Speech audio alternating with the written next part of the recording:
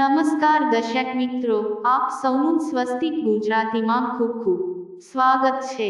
આજે આપણે સાંભળીએ બોળચોથની કથા। શ્રાવણ વદ ચોથના દિવસે આ વ્રત આવે છે। એ દિવસે વ્રત કરનારે સવારે નિત્યકર્મમાંથી પરવારીને કંકુ, ચોખા તથા ફૂલના હારથી ગાય વાછરડાનું પૂજન કરવું તથા એકટાણું કરવું। તેમાં ઘઉંની કે છડેલી કોઈ પણ વસ્તુ લેવી નહીં। માધોપુર નામે એક ગામ હતું। તેમાં સાસુ વહુ રહેતાં હતાં। બંને વિધવા હતાં। માલમિલકતમાં રહેવા માટે એક ઓરડી હતી અને ગાય વાછરડું હતાં। શ્રાવણ વદ ચોથનો દિવસ આવ્યો એટલે સાસુ નદીએ નાહવા ઉપડ્યાં અને જતાં જતાં વહુને કહેતા ગયાં, વહુ, આજે બોળચોથ છે, એટલે હું આવું ત્યાં સુધીમાં ઘઉંલાને ખાંડી મૂકજો। વહુએ આ બધું સાંભળ્યું, પણ અક્કલની ઓથમીરને કની સમજ પડી કે કયો ઘઉંલો ખાંડી રાંધવાનો। ઘઉંલાનું ધાન કે વાછરડો એમના વાછરડાનું નામ યોગાનું યોગ ઘઉંલો હતું। વહુએ તો વાડામાં જઈ કુમળા વાછરડાને વધેરી નાખ્યો અને પછી ચૂલો સળગાવી તેમાં ઘઉંલાને ખાંડીને નાખ્યો। થોડીવારમાં સાસુ નદીએથી નાહીને ઘેર આવ્યા અને વહુને પૂછવા લાગ્યાં, વહુ, ઘઉંલો રાંધ્યો? મહામુસીબતે એને ખાંડીને ચૂલે ચઢાવ્યો। મારે તો નાકે દમ, વહુએ કહ્યું, રાંધ્યો તો ખરો, પણ ઘઉંલાએ ખૂબ તોફાન કર્યું। આ સાંભળીને સાસુને હૈયામાં ફાળ પડી। હાય રામ! વહુ, તમે ક્યાં ઘઉંલાની વાત કરો છો? વહુએ ચોખવટ કરતાં કહ્યું, બીજો કયો ઘઉંલો હતો? આપણી ગાયના વાછરડાને જ મેં રાંધ્યો છે।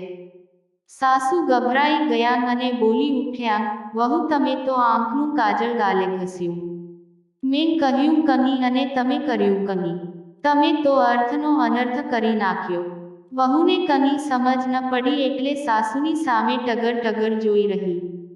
આથી સાસુએ કપાળ પર હાથ પછાડતાં કહ્યું, મેં તમને ઘઉંલાનું ધાન રાંધવા કહ્યું હતું અને તમે વાછરડાને વધેરી બેઠા। હાય રામ! હવે શું થશે? આજે ચોથનો દિવસ છે ને ગામની સ્ત્રીઓ આપણે ત્યાં વાછરડાની પૂજા કરવા આવશે। તેમને આપણે શું મોંગ બતાવીશું? સાસુ વહુ આ પ્રસંગથી ખૂબ ગભરાઈ ગયાં।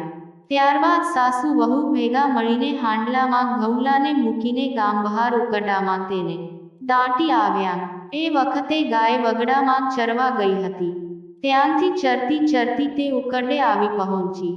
તેણે શિંગડા ભરાવી ઉકરડાને ફેંદવા માંડ્યો। ત્યાં જ ઉકરડામાં સંતાડેલા હાંડલામાંથી વાછરડો સજીવન થઈને કૂકો મારીને બહાર આવ્યો અને ગાયના આંચળને વળગી પડ્યો। હાંડલાનો કાંઠો એની ડોકે લટકતો હતો।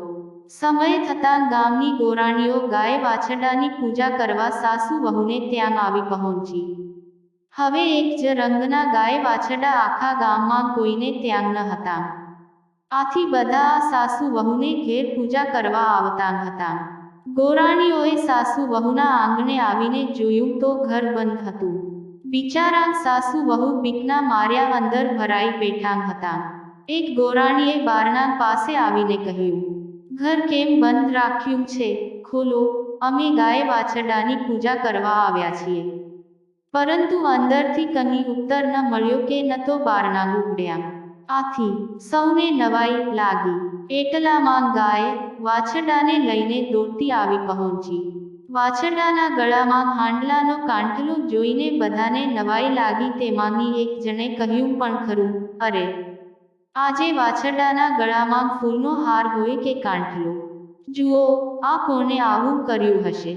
ઘરમાં ભરાયેલા સાસુ વહુ આ સાંભળી વિચારમાં પડ્યા।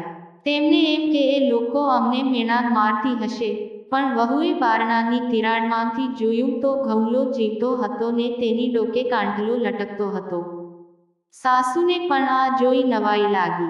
તેણે બારણાં ખોલી નાખ્યા અને ગોરાણીઓને આવકાર આપી તેમને સઘળી વાત કહી સંભળાવી। ગોરાણીઓને પણ આ સાંભળી આશ્ચર્ય થયું। સાસુએ ખુલ્લા દિલે પોતાની વહુના પાપની વાત કર્યા પછી કહ્યું, બહેનો, સાચે જ આજે તમારા વ્રતના પ્રતાપે મારો ઘઉંલો સજીવન થયો છે। અમે તો એને મારી જ નાખ્યો હતો, પણ તમે એને જીવનદાન આપ્યું છે। ત્યારબાદ ગોરાણીઓએ ગાય વાછરડાની પૂજા કરી અને વાછરડાના ગળામાંથી કાંઠલો કાઢી ફૂલનો હાર પહેરાવ્યો તથા ગાયમાતાને કહ્યું, હે ગાયમાતા, સત તમારું, વ્રત અમારું. એ દિવસથી સગળી સ્ત્રીઓએ વરસો વરસ બોળચોથનું વ્રત કરવાનું નીમ લીધું.